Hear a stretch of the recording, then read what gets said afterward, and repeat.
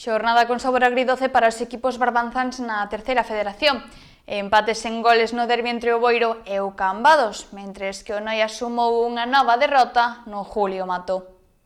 Táboas en goles no derbi da Ría de Arousa entre Cambados e Boiro.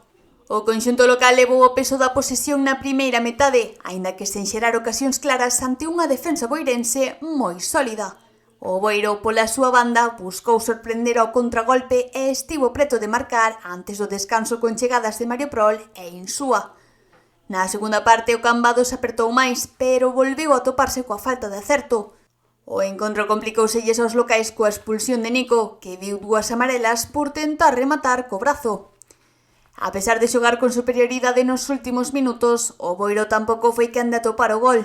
O choque rematou con 0-0, co que ambos contrincantes levan un punto para a casa. Pero peor sorte correu o Noia no Julio Mato. Caeron derrotados por 0-2 ante o Viveiro nun encontro no que os de Luís Bonilla volveron pagar cara a súa falta de eficacia.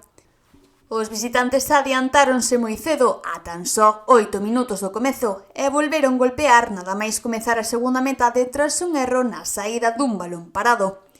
O Noia reaccionou, especialmente tras o descanso, dominou o balón, xerou numerosas ocasións e estrelou incluso un balón no pau, pero atopouse con inspirado gardameta rival e coa falta de puntería. Con esta derrota, o conxunto noies cae á penúltima posición e queda a 2 puntos da permanencia.